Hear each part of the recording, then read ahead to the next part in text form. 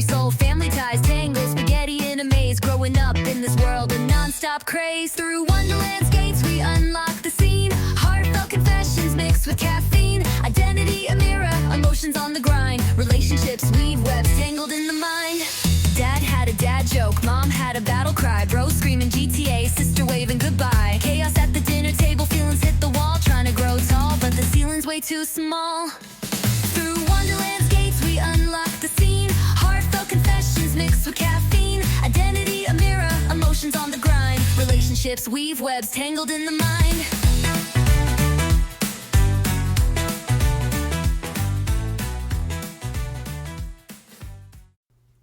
Welcome back to Wonderland Unlocked, where we explore life's curious twists and turns through the whimsical lens of Alice in Wonderland. Today, we're stepping into a tale of double trouble. Tweedledee and Tweedledum, the famous bickering duo. Siblings, whether by blood or by bond, are often our first friends, first rivals, and sometimes our greatest headaches. From childhood squabbles over toys to deep-seated rivalries that follow us into adulthood, sibling relationships can be some of the most complex and emotionally charged. Why do we compete with the people who are supposed to be our closest allies? Why do small childhood rivalries sometimes last for decades? And how do we navigate the balance between love, loyalty, and the inevitable clashes that come with sharing a lifetime of history? Like Alice wandering into the world of Tweedledee and Tweedledum, we're about to unravel the tangled web of sibling dynamics. So get comfortable and let's step into the looking glass together. Siblings are like two sides of the same coin. No matter how different they may seem, they share a history that shapes them in ways no one can truly understand. Maybe you grew up with a sibling who felt like your best friend, your built-in playmate, your secret keeper, your co-conspirator in mischief. Or maybe your sibling was your biggest competitor, the person who always seemed to get more attention, more praise, or more freedom. Tweedledee and Tweedledum capture both sides of this coin. They're inseparable, mirroring each other in every move. Yet, they argue over the most trivial things. Their squabbles escalate quickly, yet underneath it all, there's an inevitable bond. Siblings can be a mix of comfort and chaos, love and frustration. They see us at our best and our worst. They know our embarrassing childhood moments, and in many cases, they are the longest relationships we'll ever have in our lives. But why do these relationships, which should be built on shared experience, sometimes feel like a battleground? Why do siblings fight? Let's break it down. Sibling rivalry is often seen as normal, even inevitable. But what fuels it? Competition for attention. Parents, whether intentionally or not, can create an environment where siblings feel the need to win love or validation. One child might feel they have to achieve more to get noticed, while another might act out for attention. Personality clashes. Even with the same family, siblings can have wildly different temperaments, values, or life goals. One might be highly organized and structured, while the other thrives in spontaneously. This can lead to frustration, misunderstanding, and even resentment. Birth order and roles. The oldest may feel burdened with the responsibility expected to be a role model, while the youngest might feel overshadowed, constantly compared to the older siblings. Middle children often stuck navigating both worlds, sometimes feeling overlooked. Comparisons and expectations. Why can't you be more like your brother? Or your sister never had trouble with this. Sound familiar?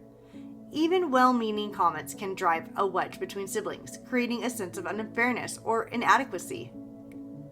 Unresolved childhood resentment. Small wounds from childhood. Being blamed unfairly, feeling left out, being teased, can grow into long-standing tension if they're never addressed. And yet, despite the arguments, there's often an unbreakable bond. Like Tweedledee and Tweedledum, siblings may bicker endlessly, but when an outsider threatens one of them, suddenly they're a united front. Siblings are one of the few relationships where it's possible to experience both deep love and intense frustration at the same time. One moment, they're the only person who truly understands an inside joke that no one else would ever get. The next, they're the person who knows exactly how to push your buttons in the most infuriating way. This unique mix of closeness and conflict exists because siblings share a foundation of experience, memories, family traditions, even hardships. But while those shared moments can bond them, they can also create tension if perceptions on those experiences differ. For example, let's say two siblings grew up in a strict household. One might remember it as a structured, disciplined upbringing that helped them succeed. The other might remember it as a suffocating, limiting their ability to express themselves. Same family, same events, completely different takeaways. This is why it is so important to acknowledge that sibling dynamics aren't just about what happened. It's about how each sibling experienced it. But what happens when the rivalry turns toxic? When the competition, comparisons, or childhood wounds never fade? That's what we're tackling next. It starts small, a childhood fight over who gets the last cookie, who gets the bigger bedroom, who gets to sit in the front seat. At the time, it seems harmless, just another squabble and long history of sibling clashes, but what happens when those fights never truly end?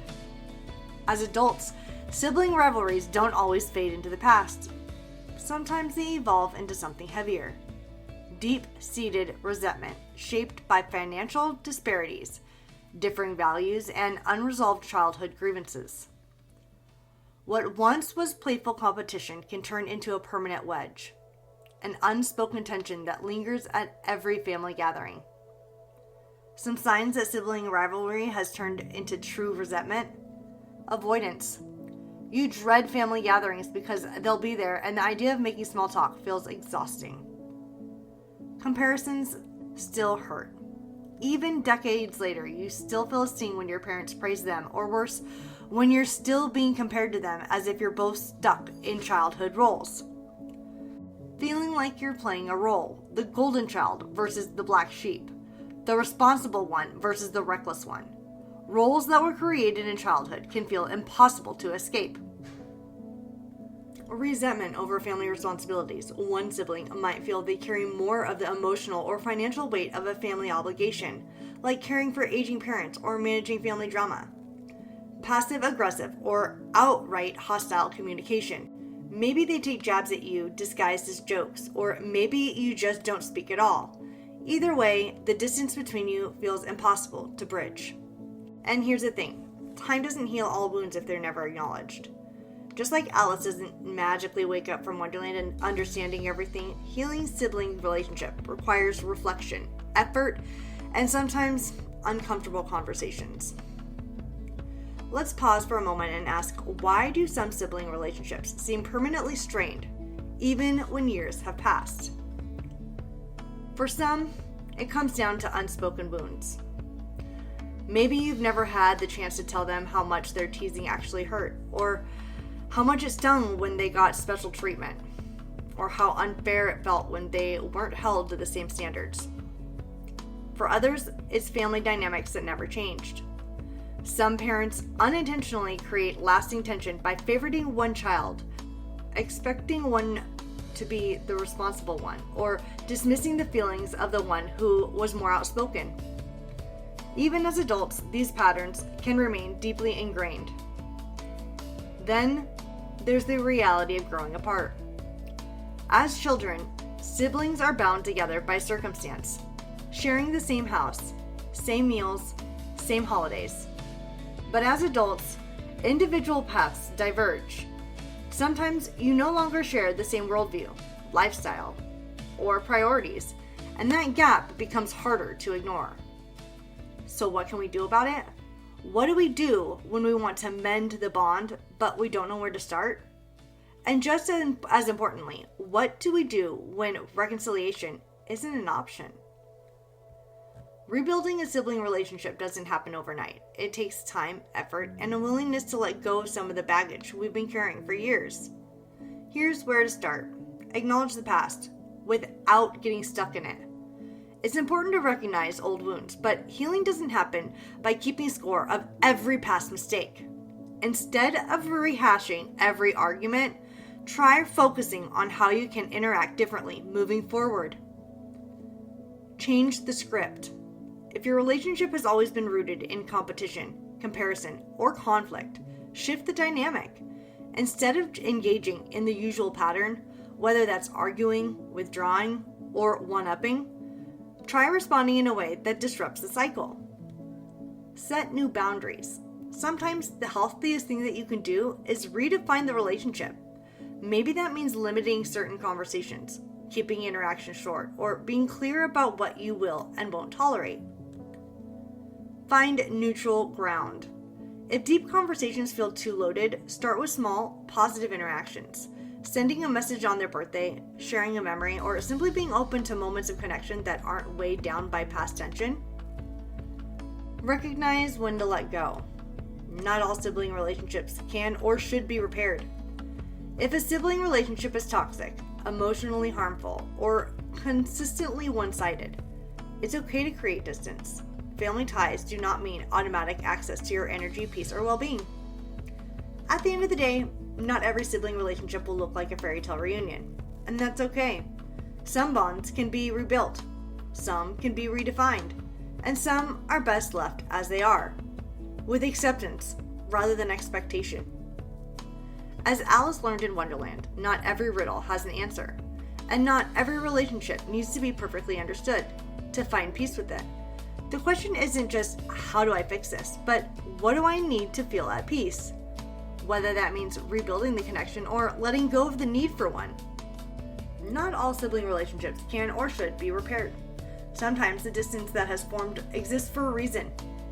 Maybe years of unspoken resentment have hardened into something immovable. Maybe one of you has changed so much that reconnecting feels impossible. Or maybe the relationship was never truly built on mutual care to begin with. But if there's still a foundation of love, if both parties want to reconnect, healing is possible.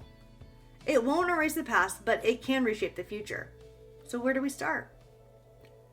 We start with self-reflection. Before reaching out, take a moment to look inward. Reconciliation isn't just about fixing what's broken between you. It's also about understanding your own part in the story. Ask yourself, what are my unresolved feelings? Am I still carrying childhood resentment? Am I holding on to an old role? Am I still acting like the black sheep, the peacemaker, or the overachiever? Have I contributed to this dynamic in any way? Have I ignored their perspective or assumed my own experiences were the only truth? Self-awareness is key, because if you approach reconciliation expecting them to take all the responsibility, it's likely to fail before it even begins. Reframe the past. It's easy to view childhood through a fixed lens. What happened to you, how you were treated. But the reality is, childhood was complicated for everyone. Parents make mistakes.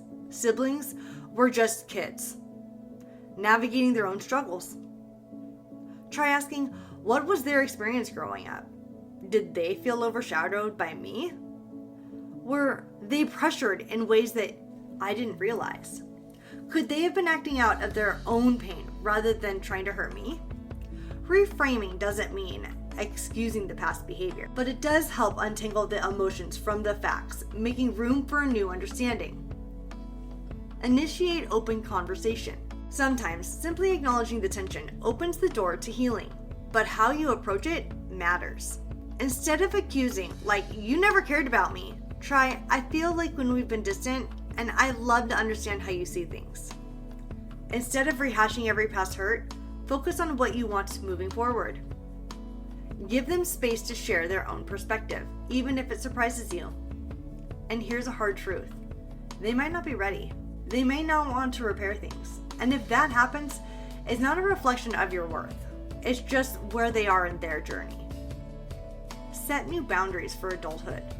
Maybe rivalry and comparison were constants in childhood, but adulthood gives you the chance to redefine your dynamic.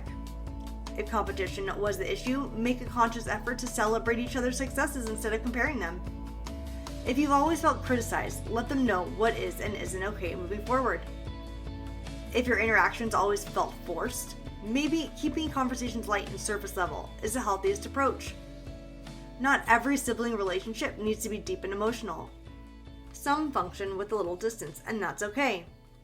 Sometimes, despite your best efforts, the relationship remains strained or even toxic.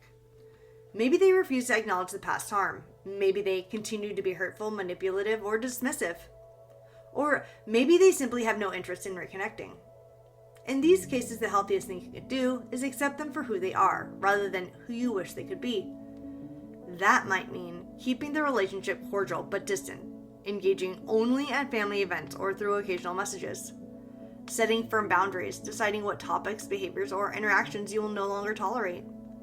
Walk away entirely, choosing to cut ties when the relationship only brings pain. And that is okay. Let's be real. Society often pushes the idea that family is everything, that blood is thicker than water, that siblings should always find a way to make things work. But the truth is, you're not obligated to maintain a relationship that harms you. Forgiveness and acceptance don't always mean reconnection. Sometimes it simply means releasing the expectation that things should be different. It means grieving the sibling bond you wanted and making peace with the reality of what is. Just like Alice realized she didn't have to play by Wonderland's rules, you don't have to follow the old scripts either. You don't have to keep playing the role that you were given in childhood. You don't have to engage in the same old fights. You don't have to force a connection that isn't there. Instead, you get to decide what kind of relationship, if any, you want with your sibling, what you're willing to hold on to, and what you're ready to let go of, what boundaries will protect your peace, and what efforts feel worth making. So as we close this segment, take a moment to reflect. What role have you been playing in your sibling relationship? And is it time to step into a new one? Because at the end of the day, whether you choose to repair or to release, your peace is what matters most.